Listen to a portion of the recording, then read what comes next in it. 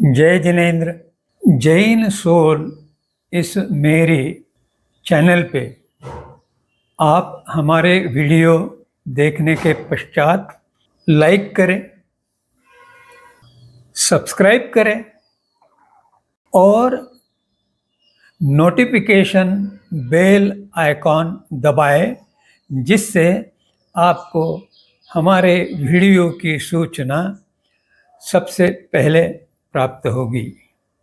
और आप हमें हमारे वीडियो के नीचे दिए गए पेज पर भी फॉलो कर सकते हैं। जय जिनेन्द्र। सामायिक इस शब्द का और क्रिया का अर्थबोध हो, इसलिए क्या करना चाहिए, इस संबंध में हम आज विचार करेंगे। इस सामायिक का या क्रिया का अर्थबोध समझने के लिए हमें दो बातों पर ध्यान देना होगा। एक बात है कि उचित ज्ञान की प्राप्ति, सम्यक ज्ञान की हमें पूर्णतः जानकारी, और दूसरा उस प्राप्त ज्ञान का उपयोग करना, मतलब अर्थात विवेक पूर्वक उसका आचरण करते हुए जीवन में उसे उतारना। तो प्रथम हम ज्ञान प्राप्ति इस संबंध में कुछ गहराई से विचार करेंगे। पहले भी मैंने बताया हुआ है कि जैन दर्शन में ज्ञान प्राप्ति के लिए 5 सोपान की एक विधि या पद्धति बताई गई है। उसी का हम आज गहराई से अध्ययन करेंगे। इसका पहला सोपान है वाचन। अब आगम में इसे वाचना कहा गया है। इस कारण इसके दो अर्थ है। एक, आध्यात्मिक क्षेत्र में गुरु अपने शिष्य को बताता है कि आज यह पाठ तुम्हें करना है, और फिर उस पाठ को बताते हुए और उसका अर्थ समझाते हुए वह पाठ पूरा किया जाता है। इसे वाचना कहा जाता है। उसके पश्चात शिष्य उस पाठ को स्मृति में रखकर, अर्थात कंठस्थ करते हुए, उसके संबंध में जो अर्थ है वो समझने का प्रयास करता है। और तत्पश्चात वह अगर कुछ प्रश्न उपस्थित हो या कुछ जिज्ञासा उसे जागृत हो तो वह अगली बार अपने गुरु से उसके संबंध में बातचीत करता है। और जहाँ तक सामान्य श्रावक श्राविका है, वे जो साहित्य उपलब्ध है जैन दर्शन पर, उसमें से संबंधित विषय का पाठ देखकर उसे स्वयं पढ़ते हैं, और उसमें अगर कोई बात समझ में नहीं आती तो अपने गुरु या आचार्य या साधु साध्वियों से चर्चा करते हुए अपने प्रश्नों के उत्तर पा लेते हैं। ध्यान रहे, यह स्वयं अध्ययन की बात है। केवल श्रवण करने से ज्ञान चढ़ता नहीं।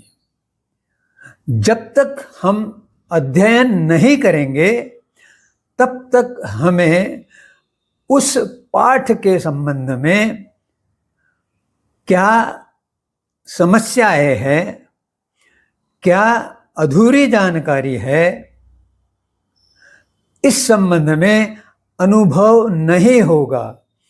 और जब तक यह अनुभव नहीं होगा तब तक हम उसका सही अर्थ बोध नहीं कर पाएंगे। इसलिए स्वयं द्वारा अध्ययन अनिवार्य है। यह शिक्षा की पद्धति है और इस सम्यक पद्धति का वर्तमान शिक्षा पद्धति में अभाव है। वहाँ केवल बुद्धि को महत्व दिया जा रहा है, जबकि आध्यात्मिक अध्ययन में बुद्धिमत्ता को भी स्थान दिया गया है। बुद्धिमत्ता को अंग्रेजी में इंटेलिजेंस कहते हैं और बुद्धि को इंटेलेक्ट कहते हैं। दोनों में अंतर है। इंटेलेक्ट भौतिक है और बुद्धिमत्ता इंटेलिजेंस आध्यात्मिक है। अब दूसरा सोपान है पठन। पठन का अर्थ वही है, इसमें कंठस्थ करना यह भी समाविष्ट है। और जो कठिनाइयाँ आई उसके संबंध में पूछताछ करना, प्रश्न उपस्थित करना, जिज्ञासा का समाधान कर लेना और संदेह का निराकरण कर लेना, यह संबंधित श्रावक या श्राविका की उत्तरदायिता है। अगर यह हमने कर लिया तो हमारा क्रिया संबंधी अर्थबोध उत्तम रहेगा। परंतु इसके आगे भी महत्वपूर्ण सोपान है। तीसरा सोपान है परावर्तन या पुनरावृत्ति। जो ज्ञान हमने आत्मसात कर लिया, अगर उस ज्ञान का हमने पुनरावर्तन नहीं किया तो हम उसे भूल सकते हैं। बचपन में बच्चों को पढ़े या अंग्रेजी माध्यम में टेबल्स पढ़ाए जाते हैं, कंठस्थ कराए जाते हैं। इसके पीछे वही तत्व काम करता है। जब स्मृति में उसका भरण हो जाता है तो दूसरी बार उसका पुनरावर्तन करते हुए कम समय लगता है और वे बातें, बोध की जो बातें हैं, वे और गहरी होती जाती हैं और उस कारण हमारा बोध भी अधिक गहरा होता है। उसी को हम कहेंगे कि स्मृति का रक्षण होता है। अन्यथा अन्य कारणों से स्मृति फिर क्षय हो जाएगी। पुनरावर्तन के पश्चात चौथा सोपान है अनुप्रेक्षण। अनुप्रेक्षण का प्रारंभ होता है मनन से। जो कुछ हमने समझा, पढ़ा और उसके आधार पे जो हमने आगम का अध्ययन किया, उसका जब हम मन द्वारा मनन करेंगे तो हमारे विचारों में और गहराई आएगी। और महत्वपूर्ण हिस्सा उसका यह है कि मन इस भौतिक स्थिति से मनन करने से चित्त इस आध्यात्मिक स्थिति से संपर्क होने में सेतु बनता है और इसलिए अनुप्रेक्षण महत्वपूर्ण है। आगम में 12 अनुप्रेक्षाओं का उदाहरणों द्वारा जो स्पष्टीकरण किया गया है, उसके अगर हम चिंतन मनन गहराई से करने लगे तो हमारी विचारधारा की पुष्टि होने लगती है। और जब हम मंथन करने लगते हैं तो हमारे उस मंथन के कारण जिस प्रकार दही से नवनीत या मक्खन निकलता है, उसी प्रकार से हमने प्राप्त किए हुए ज्ञान का सार हमें प्राप्त होता है। इसका एक सरल अर्थ यह है कि हमें जो बहुत सी चीज़ें ध्यान रखनी पड़ती है, वे ध्यान रखनी नहीं पड़ती, क्योंकि जो सार हमारे पास इकट्ठा हुआ है, उस सार का हम स्पष्टीकरण सहजता से दे सकते हैं, क्योंकि हमें बोध और हमारी समझ ये दोनों अच्छी गहराई से स्थापित हो चुकी है। इस कारण अनावश्यक जो भाग है जिसका स्मरण में रहना आवश्यक नहीं, वह अपने आप निकल जाता है और हमें और नया ज्ञान, उसका सार प्राप्त करने का और स्मरण करने का अवसर मिलता है। और मंथन के साथ बुद्धि और बुद्धिमत्ता का विकास होता है, और उससे भी महत्वपूर्ण बात, विवेक सक्रिय होता है, अर्थात सही और गलत में अंतर करना यह बुद्धिमत्ता के कारण होता है, और उससे हमारा बोध और समझ सत्य की ओर बढ़ती है, सही से सत्य की ओर और सत्य से सत्य की ओर उसका प्रवास होता है। और पांचवा जो सोपान है वह है आख्यान या कथा कथन।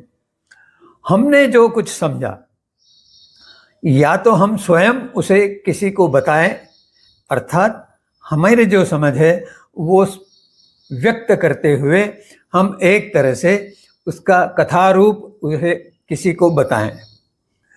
दूसरा तरीका यह है कि स्वाध्यायी बने और जगह जगह जाकर जो उपलब्ध श्रोता है उनको अपने ज्ञान के द्वारा आगमों का अपने ज्ञान के अनुसार स्पष्टीकरण दे। यह सोपान सबसे अधिक महत्वपूर्ण है, क्योंकि इसमें हमें अन्य को समझाना है। तो इस कारण जो पहले हम केवल स्वयं के लिए समझते थे और उसमें हमारी समझ पूर्ण होने पर हम आगे पढ़ना छोड़ देते थे, परंतु अनुप्रेक्षा और धर्म कथा या आख्यान, इसमें यह भी विचार करना पड़ता है कि जो श्रोता है उनको और कौन सी कठिनाइयाँ आ सकती है, या वे जो कठिनाइयाँ पूछते हैं, प्रश्न उपस्थित करते हैं, उनके लिए हमें तैयार रहना पड़ता है। तो हमारा अध्ययन और अधिक व्यापक बन जाता है। यह धर्म की प्रभावना का बड़ा साधन है और इससे हमें स्वयं प्रेरणा मिलती है, जिससे हम औरों की सहायता कर सकते हैं और स्वयं स्वावलंबी बन सकते हैं, और यह हम अधिक ज्ञान प्राप्त करते हुए करते रहते हैं।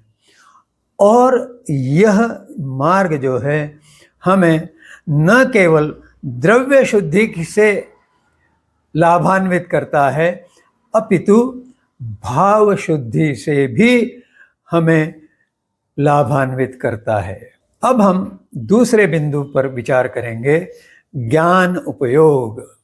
हम इसका जीवन में आचरण करेंगे तो हम व्यवहार में उतारेंगे, और व्यवहार में उतारेंगे तो लगातार अभ्यास से, आदत से वह जीवन शैली बन जाएगी, और जब वह जीवन शैली बन जाएगी तो श्रावक व्रत और तप के संबंध में ऊंची भावना रखेगा और प्रत्याख्यान लेना प्रारंभ करेगा।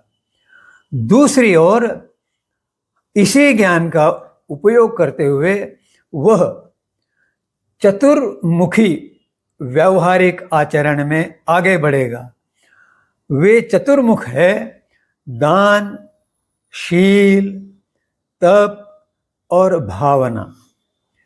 दान करना अर्थात अपने स्वामित्व की वस्तु पर किसी और को देने के पश्चात उसके स्वामित्व में दे देना। शील अर्थात ब्रह्मचर्य की श्रेष्ठ प्रवृत्ति। यह गृहस्थ के लिए भी संभव है कि वह शील की बहुत उच्च प्रवृत्ति में जिए, क्योंकि जैन दर्शन में जो एक व्रत दिया है वह ब्रह्मचर्य से संबंधित है।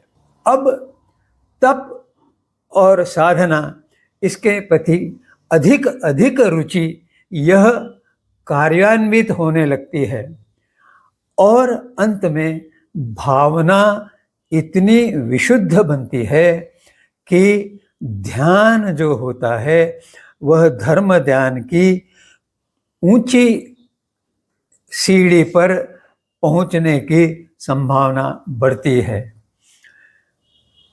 इतना विवेचन करते हुए आपसे मनपूर्वक निवेदन है कि आपके मन में उपलब्ध या उपस्थित प्रश्न, जिज्ञासाओं और संदेह के संदर्भ में मेरे पास कमेंट सेक्शन के द्वारा अपने विचार पहुंचाए, जिससे मैं आपके प्रश्नों का उत्तर दे सकूं, जिज्ञासा आपकी तृप्ति कर सकूं और जो संदेह है उनका निराकरण कर सकूं।